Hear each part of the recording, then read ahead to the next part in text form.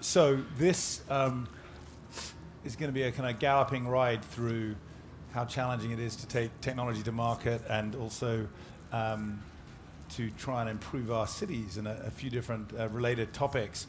First of all, I am Richard Muirhead, and I'm not royalty, and I'm not the Minister of Data in Dubai. His Excellency. His Excellency. I'm neither royal nor His Excellency. So sorry to disappoint you on that front. So I'm poorly qualified from that perspective to talk about the project that is underway over there, but I'm well qualified, or moderately well qualified at least, to grill Jamie about that project, because we've been intersecting for. I thought it was going to be friendly. That sounds aggressive. Yeah, I like barbecues. I like so we're. It's going to be a very sociable barbecue, and we're trying to drill into these different questions. But I want to start by inviting Jamie to talk about, actually, there's always a Bitcoin crypto genesis story of some description. So maybe touch upon that, and then your background and how you came to build Outlier, and then we'll drill into the question of smart cities after that. Yeah, so Jamie Burke, CEO and founder of Outlier Ventures. We've been around for just under 5 years. We're one of the first venture vehicles dedicated to blockchain, and over that time period we've evolved our thesis into something we call convergence, which is very well fitted with both Fabric actually and the CogX event generally, this convergence of DLT, big data, IoT and AI, basically every buzzword you can fit in a mix. And increasingly thinking about how that's forming a literal technology stack. So the way that we've begun to think of our investments isn't as a portfolio that might just have some synergies, but actually as a set of technologies that in combination can form this bottom-up Web3.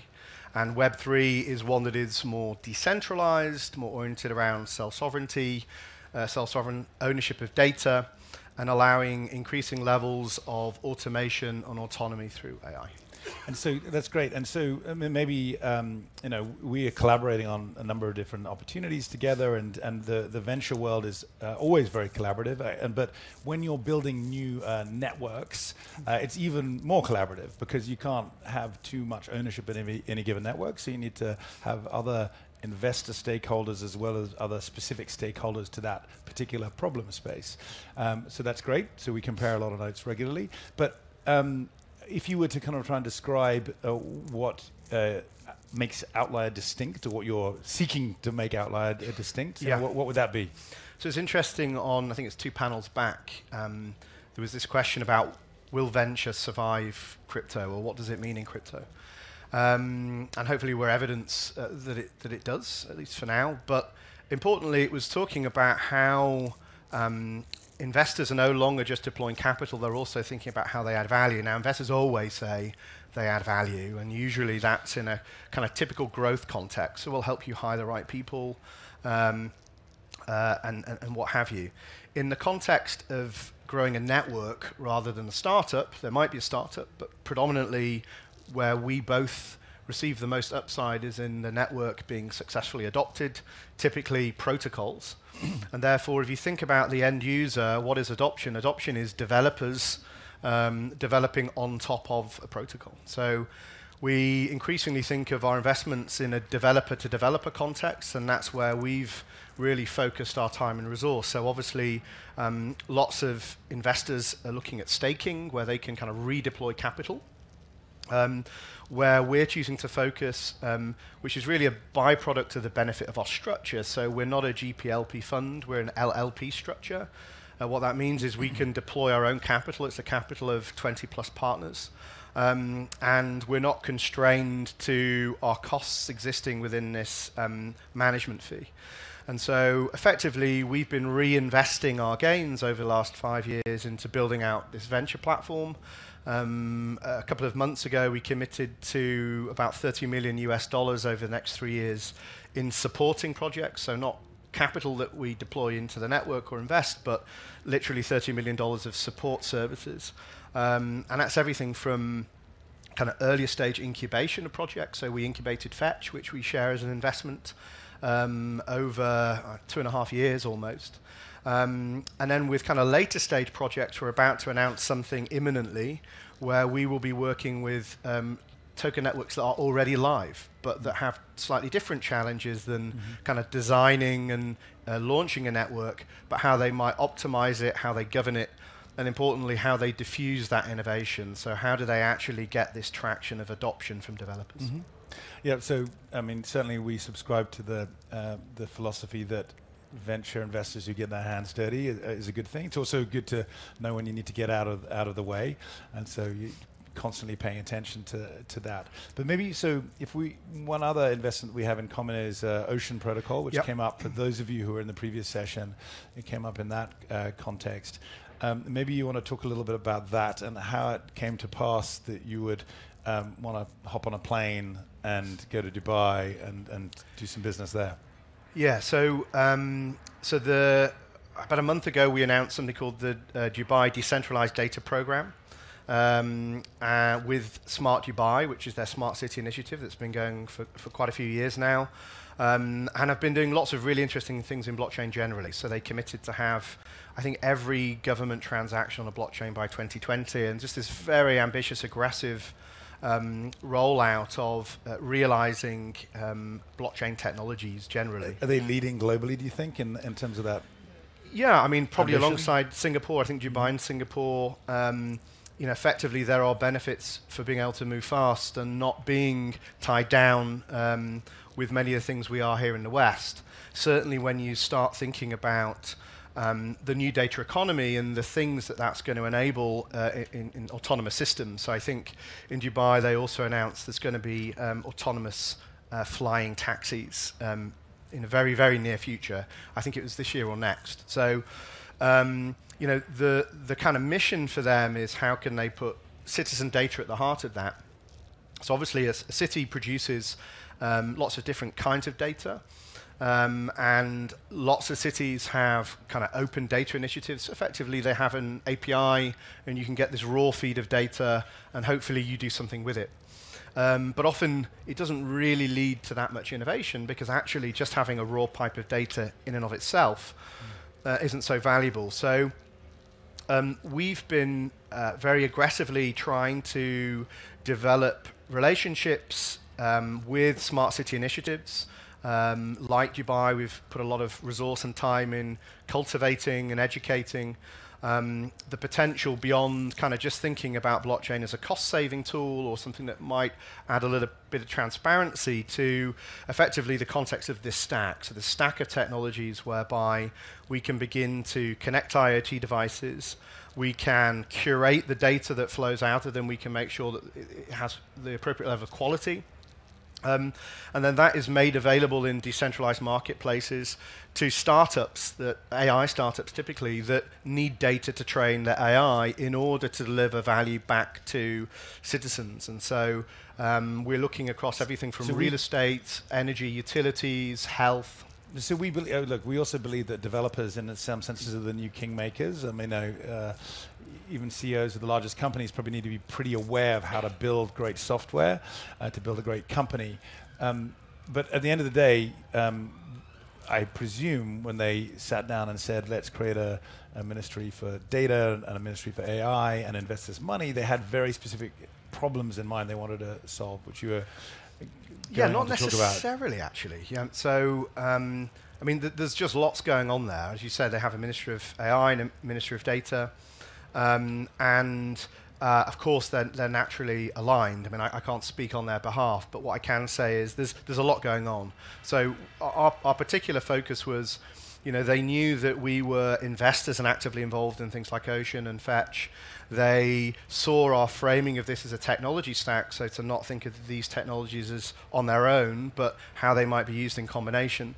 And so we've kind of walked them through thinking about how that might deliver value. And so the outcome is we're going to produce a handful of decentralized data marketplaces that will include IoT devices, more broadly citizen data, and then governmental data. And remember, there's a lot of public-private things that happen within Dubai. It's the same as Singapore. And so how can we then leverage that data to deliver ultimately value for citizens in the context of optimizing their lives. So we'll be doing things like looking in transportation, looking within real estate. I mean, Dubai, the air conditioning's on pretty much most of the day, even though much of the building might not even be used, and that's across the whole city. So how can they use IoT sensor data to know who's in the building, when they're not in the building, what pattern movements happen, in order that you could have an AI that optimizes energy consumption in that building and air conditioning. That's just one example. So the way that we think of these things is as living labs. So one of the big challenges we get, and the projects that we invest in get, is, well, that's all great, but where's the real world use case? That's conceptual, it's in a test net. And so the big thing for us is, how can we enable what we're calling living labs? That doesn't mean, people are the guinea pigs, but what it means is, how can we leverage these technologies in a relatively controlled environment, but that can have meaningful, measurable impact in a citizen's life? And if it works, then we can scale it. So it sounds like, that field of dreams approach can work when you have that mandate in Dubai or Singapore and so forth. But have you seen it work elsewhere outside of those cities? So it's funny, I don't know, I probably won't name them, but when I was in Dubai, we got approached by two different types of smart cities. There was one in North America, which is thought of as pretty forward-looking and doing innovative things, especially around AI. And actually, you speak to one of the leads there, and they're still trying to digitize. So there's no point talking to me or any of my colleagues about doing autonomous systems and this, that, and the other. We are literally trying to move away from paper. Sure. Or we're trying to communicate with citizens through WhatsApp, because that's what they use rather than email. And then, of course, you have extra layers of bureaucracy to get through in order to be able to affect. And I think, on the one hand, that's good. You can see what's happening with Sidewalk Labs in Toronto, where there's a lot of backlash because it's been fairly ill thought or executed on.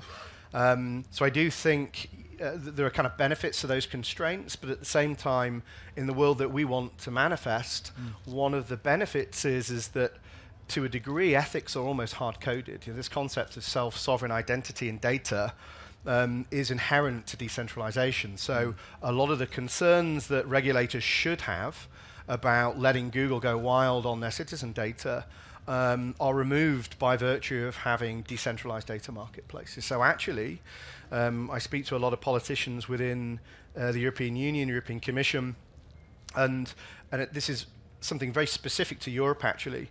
There is this kind of top-down will to deconstruct these platform monopolies. They're becoming too intrusive. And certainly, if you speak to anyone in Germany about how they feel about how their data is being used, and that's really unique to Europe. It's definitely not true in China, and it's kind of true in the US. But here in Europe, there's this top-down will to There's a deconstruct. third way in Europe, yeah. And I think this is the thing. We have a bottom-up ecosystem emerging with the toolkits, and we have a top-down will to take on and deconstruct platform monopolies, and it's a third way. Yeah. So let's take this. If we believe, it sounds great that the government's going to fund the building of this new infrastructure. It's going to gather data about what's happening inside buildings and with traffic and the zoning and all of the data you can possibly imagine. Yeah. And at the same time is going to make sure the privacy of individual citizens is preserved, so that should a future government come into power that perhaps was might have some malicious intent, citizens don't have to fear the fact that their city has been now instrumented. So that sounds good. But you spoke about Google wanting to kind of pore over data. What outside of optimizing air conditioners, which obviously in Dubai is a specific use case, but beyond that, what are some other examples you've seen cropping up? Well, so why would Google want to? I'm not sure they're going to optimize air conditioners, but no, sure. Well, you never know. Yeah. There might be an interesting business life then. But I don't want to talk specifically about what they're trying to do with Sidewalk Labs. They have declared objectives, and maybe they meet them, maybe they don't. I can only talk about what we're doing. And I think if you come back to the question of, well, why would you decentralize this stuff anyway? What is the benefit in doing that? And why would you use things like Ocean or Fetch? The problem... Maybe you could talk a little bit more about fetch. I think, Ocean you touched on, but... Yeah. Well, actually, I would say there are kind of 3 technologies that will be core to what we're trying to do in Dubai, and by no means is it limited to them. It's open. But Ocean is one, there's Sovereign and there's Fetch.